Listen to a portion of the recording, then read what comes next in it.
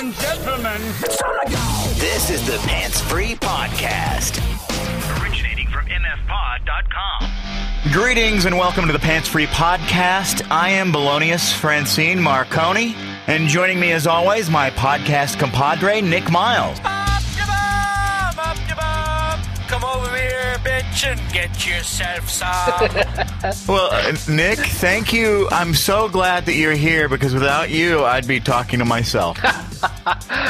Yes, and then you definitely would need therapy. I much enjoy my friends, even though I've never met them in real life. And all three of us enjoy you. Like us on Facebook. MF Pod. Follow us on Twitter. MF Pod.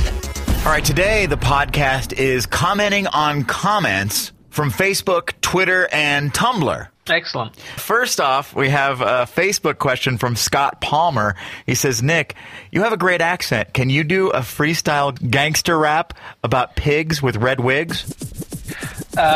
It's about pigs in red wigs. If they were green, they'd be Irish doing jigs. They snort with their snouts and let the pink parts hang out. I'll have to tell you now, I've forsaken everything for a pound of bacon. If you wake up in the night, remember, it's about pigs in red wigs doing Irish jigs, smoking cigs. I don't think anybody has ever rapped about anything that you've just talked about, but yes, the whitest rap ever. Thank you. Drunk and stupid. What the hell? Sierra Cake has written a note on Facebook here, and she asks, Marconi, if you had any guest on your podcast, who would it be? Oh, man. I would, recently I thought I really want to interview Carol Spinney, the guy that does the voice of Oscar the Grouch and Big Bird. Uh-huh. Because I'm fascinated with Jim Henson and the world of the Muppets and the whole thing, so. Is it all PG when you're fascinated about the Muppets, or is some of it R-rated? I'm not into Muppetality or whatever that Muppet abuse, Muppetality. I don't know what that would be, but I'm not into it's pure. I mean, come on. You were in the studio, Nick, when I met Mr. McFeely, and I was like a little kid. Right. Everything on PBS was like, it was my world when I was a kid. I watched Electric Company, Mr. Rogers, and Sesame Street every single day, sometimes twice a day. And because it came on at 2 and it was on at 8 in the morning, and all those 3 shows every single day. And it was the greatest thing ever. And when these debates came up and they were talking about cutting funding to PBS, and everybody kind of got up in arms. I'm like, oh, my God, you can't take away Big Bird. That's the one thing that we have left. And right. And then I started watching a labyrinth of videos. I got caught into a Big Bird K-hole on the internet. And and there's this documentary that they're trying to put out about Carol Spinney and him as Big Bird. And it just shows this footage. And if you watch, it's like a 2-minute trailer. If you don't cry, you're probably an English guy from Wappingford. Oh, dear. Can't get out of my head what you would call a sexual attraction to Muppets. Well, we'll let the listeners decide for next week's comment show. I'll start you off. Muppetalia. Oh, God. Julie Carlson on Facebook writes, Nick, I watch your TV station all the time at night, even random infomercials. Wow, she must just have nothing. I mean, awesome. Do I win anything? Absolutely. Let me tell you, Julie, as an avid viewer of my TV station, you are now the official viewer of the week. Oh, God, that's awesome.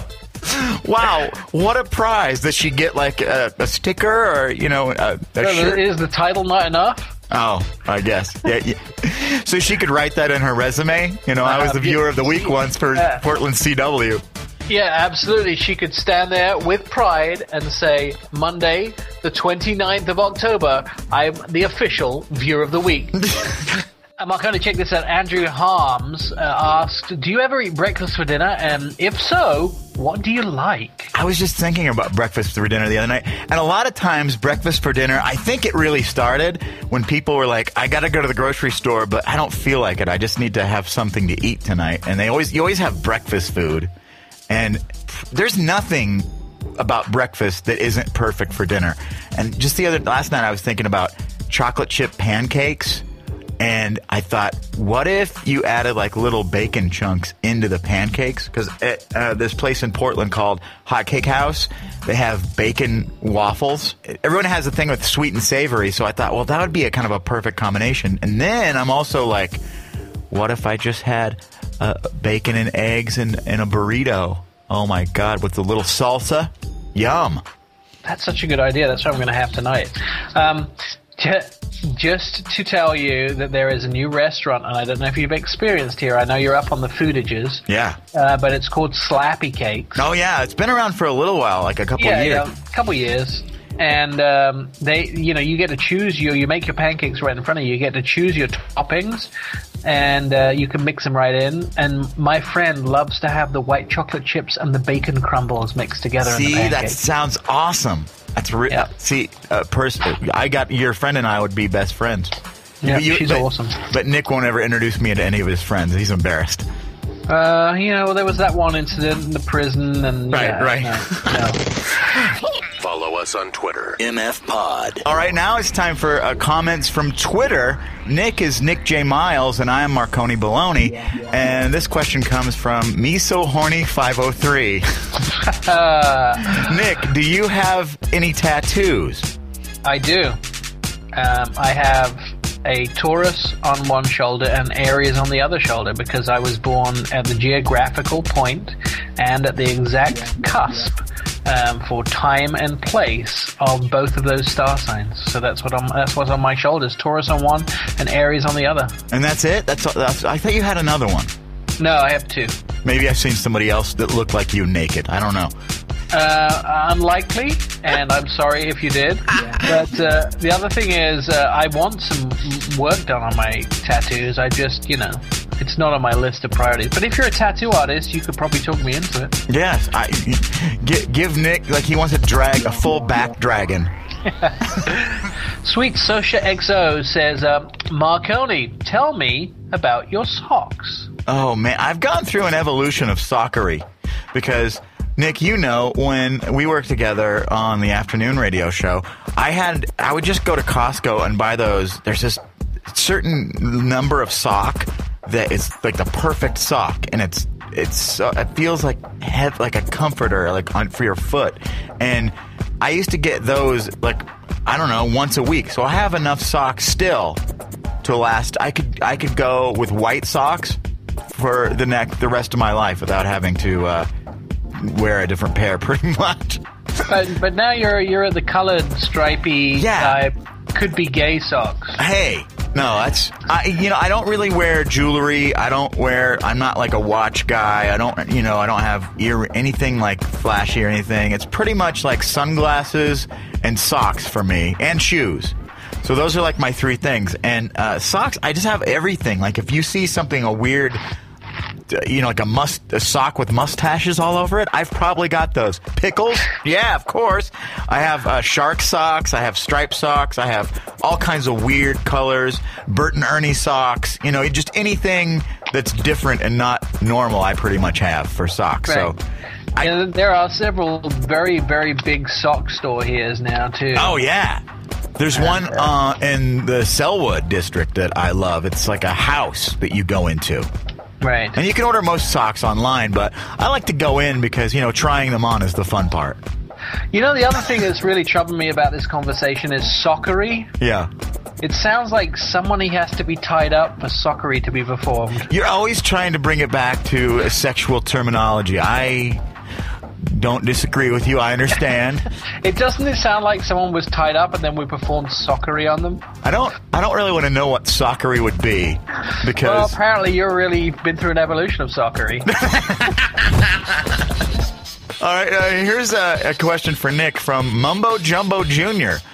I'm hungry. What should I have? A sandwich from a food cart? Oh, he's referring to your Food Cart Friday on TV. Or a chicken taco from Mexicali Express. Well, I will tell you that food carts are my favorite. Sandwich Express, A Taste of Lebanon, is one of my favorites. They do a chicken shawarma wrap in which they put more garlic sauce in than a vampire would like. Oh, yeah. And then they put the French fries right into the wrap. That's the best, right? Oh my God, it's unbelievable. And another thing, if you are food carts, to me, oh my God. I just think of them, my mouth starts watering. And I can't go to them all the time because I would be 1,000 pounds.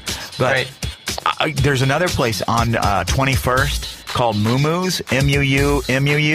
Yeah. And, oh man, they have a thing called the Moo Moo Burger.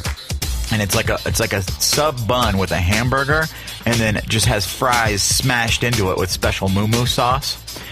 It's kind of the best thing on earth. And they have like really great drink specials. Like if you have the afternoon off, I always suggest to people go to Moo Moo's because they have great drinks and they're not super expensive and it's cool atmosphere and blah blah blah. But did I just answer your question? No, I think I answered the question that we just started talking about food, and I'm strictly satisfied. You know what this is? Here's one from Born to Sit 373. She asked Marconi, my girlfriend said she wanted to bring another girl into bed with us. Should I do it? Yes. Well, yes, I understand the question. Is what? Yes. Now, to be serious, and I don't want to be too, Dr. Drew on you, but I've grown up on Loveline, and Dr. Drew always said that what you do is if you don't care about the relationship and you don't really need to have that connection with the person forever and ever. Sure, bring other people into bed with you because, but if it's just like a purely sexual thing and your partner is kind of like, you like hanging out with each other, but it's more about sex, then yeah.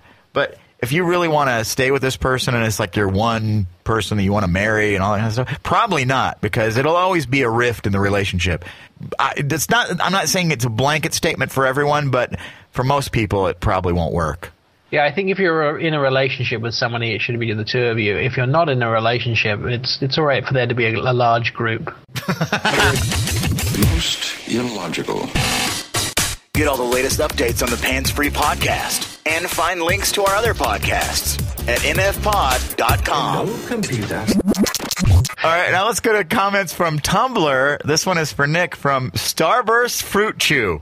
What is your costume for Halloween this year? Well, this year I am going back to my favorite costume, which I have the original gear for. I'm going as Harry Potter. Oh my! That's 3 years now you've got as Harry Potter. No, last year I went as an alien. You did? Yeah. I guess I missed that one. But okay, so you switched it up. That's okay. So you've given it a year off. All right, I guess it's fine. But because I like to rotate and stuff. Like last year, I was Pee Wee Herman Munster, and this year I'm not going to reveal what I am yet because you'll have to see it at the parties that we're going to together. Nick, right? Right. You're right. Like it's easy to just have that one go-to costume when you're like, I don't. Some people are really like last minute, and there's Daily Grace did a great one on hers. She said, take your eyeliner pencil and write time across your face, and then, what are you? FaceTime. Like, that actually is clever and the easiest costume on earth. And then she also said, you know how when you drink, people write on you? She said, draw a bunch of penises on your face and a bunch of weird stuff and whatever you want. And then people ask what you say, I'm tomorrow morning. That's a good one, too. That's actually a really good one. Okay, well, here's one for you, Marconi, from Fight Foo with You. How did you lose weight, fatty? Oh, man. Well, it's one of those things where I knew I needed to, and I wasn't happy and all that kind of stuff. Well, I just started working out with a guy named Mike Dolce. He was a good trainer. He worked at Team Quest, and I'm not really into MMA, or anything like that, but the workouts were fun. And that's the thing is I think it's always key. You have to find something that's kind of fun for you. Like if you like basketball, go play basketball. If you like tennis, get into that. If you like playing football, get a group together. And you also need to be able to exercise on your own. So find things that are fun in some way that might be distracting to you. Or listen to something like I like to listen to podcasts when I run because I don't think about that I'm running. But also, so you have to work out. But the main thing, at least to start out with, you have to change how you eat. If you eat healthy vegetables, fruits, and whole grains, you hear that all the time. So it's kind of like static. But you really do. And I try to eat the best I can as far as local food and as organic as I can. Like think of things that you could grow in your backyard. Do you think now this guy's name was Mike what? Delache? Dolce de Leche caramel. Mike Dolce.